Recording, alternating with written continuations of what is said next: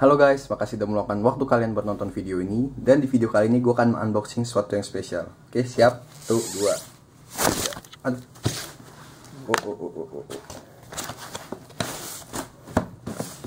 Oke, jadi di video kali ini gue akan unboxing Blitzwolf Virtual Reality Glass model Blitzwolf VR 3. Oke, jadi ini model terbaru dari Blitzwolf dari pembaruan seri sebelumnya. Oke, pertama gue beli di Tokopedia, link akan gue cantumkan deskripsi kalau kalian berminat atau kalian mau tahu harganya. Oke, kita lihat dulu presentasinya. Bagian depan ini adalah penampakan VR-nya di Blitzwolf. Boxnya warna hitam dengan tekstur brush aluminium. Ini kalau kelihatan.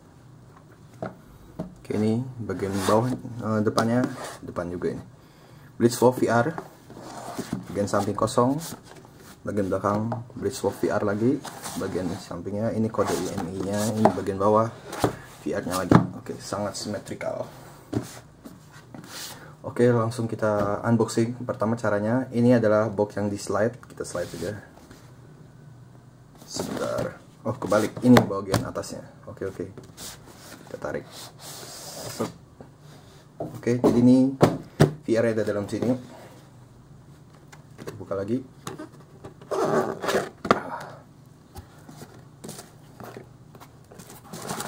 Ini dia VR-nya.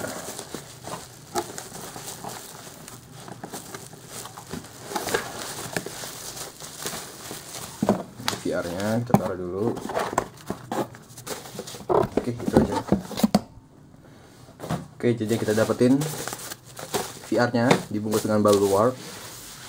Ini buku user manual sama ini user manual 2 ini, dan 1 kain microfiber untuk membersihkan VR kalian. Oke, kita buka VR-nya.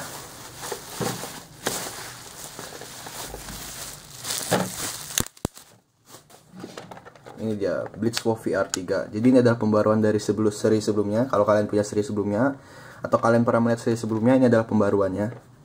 Jadi desainnya lebih diperhatikan. Oke.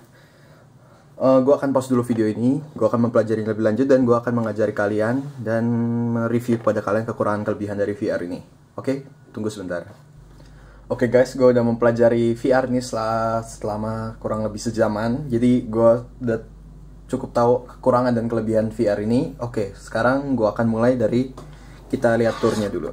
Nah, di bagian depan ini adalah plat dengan tulisan Blitzwolf VR Virtual Reality Glass.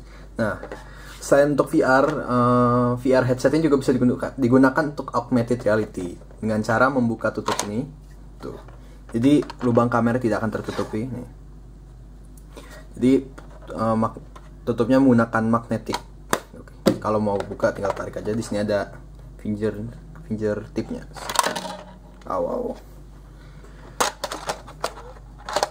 Tutup lagi. Oke, di bagian samping. Nah, di bagian samping ada lubang sini dan di sini 2 arah. Jadi fungsinya adalah kalau kalian mau menggunakan VR ini sambil menggunakan headset yang ada kabelnya, ya itu bisa dilakukan di sini karena atau mau sambil cas HP juga bisa karena ada lubangnya jadi nggak kejepit kabelnya.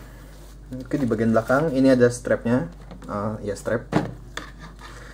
Nah, strapnya ada di atas juga, ada desainnya juga di sini kayak gini, keren sih. Nah, di bagian atas. Oh, sebentar. Cara membuka VR-nya, dia menggunakan engsel. Nih, engselnya di bawah, jadi bukanya tinggal ini dia VR-nya.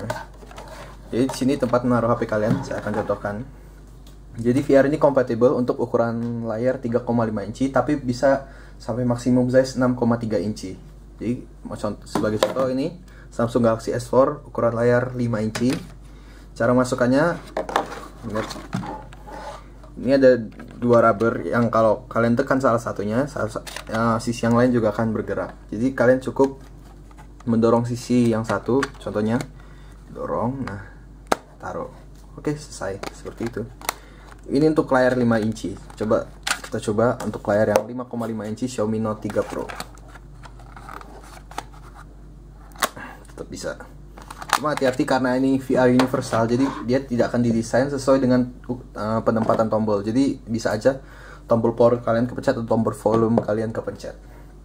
Kita tutup. Nah, di bagian atas ini adalah tempat kalian berkostumisasi, karena ini ada VR universal dan VR ini memperhatikan desainnya. Jadi dia tahu kalau ukuran mata manusia itu berbeda-beda. Jadi pertama ada dua scroll yang arahnya vertikal, ini untuk mengatur jarak dari glass dari Google-nya ke mata kalian. Jadi ini individual ya. Jadi misalnya mata kalian jarak yang kanan dan kiri beda, kalian bisa atur. Misalnya yang kanan lebih nih, oke, misalnya yang kanan lebih pendek matanya, ya itu istilahnya, kalian bisa mundurin atau bisa dimajuin gitu. Dan mata kalian jaraknya secara horizontal juga berbeda. Jadi ini juga bisa diatur di sini, bagian sini kalau kalian mau lihatnya. Tuh. Untuk bagian vertikalnya gimana lihatnya? Tuh, pokoknya ini bergerak. Oke, kita tutup. Oke, sekarang kekurangan yang gue temukan dari VR ini, bagian pertama adalah ini yang paling penting, tidak ada action button. Jadi kalau kalian pernah punya Google Cardboard, nah di Google Cardboard itu adalah action button yang fungsinya untuk ya sebagai action button. Kalian akan tahu nanti kalau kalian udah beli VR atau kalian memang udah punya VR, action button ini digunakan untuk memilih. Jadi kontrol sepenuhnya berada pada pandangan mata kalian, dan action button tugasnya untuk memilih tombol aksi. Oke, selanjutnya dari segi desain, VR ini desain dengan sepenuhnya menggunakan material plastik dan ya straps.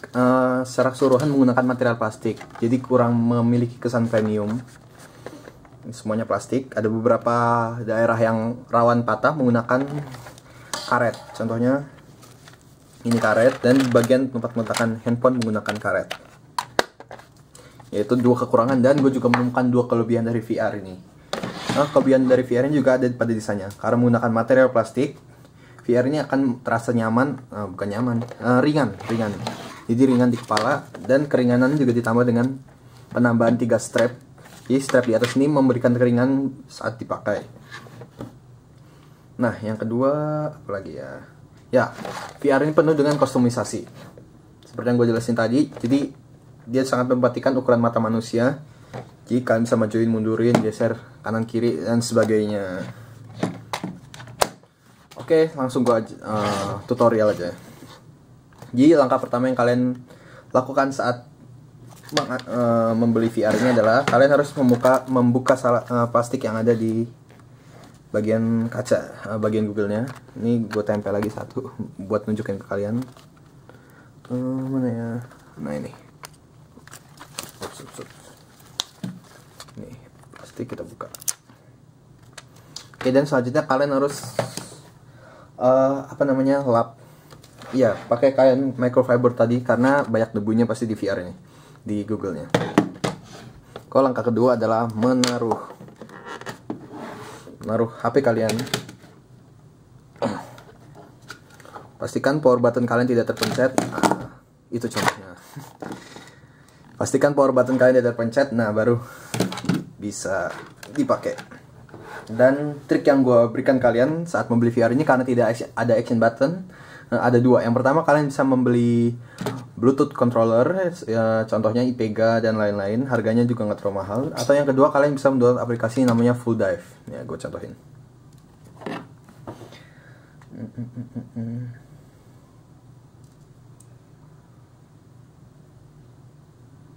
Full Dive. Ini aplikasinya. Full Dive. Jadi Full Dive ini ada aplikasi yang cara mereplace action buttonnya dengan menggunakan fokus mata kita. Jadi kalau mata kita fokus pada satu titik selama kurang lebih 3 detik, pasti dia akan mengindikasikan itu sebagai select. Oke, dan satu lagi kelebihan VR ini gue lupa mention adalah dari segi desain. Ini adalah pembaruan dari sebelumnya. Kalau gue tunjukin, ini adalah Blitzwolf VR dari seri sebelumnya.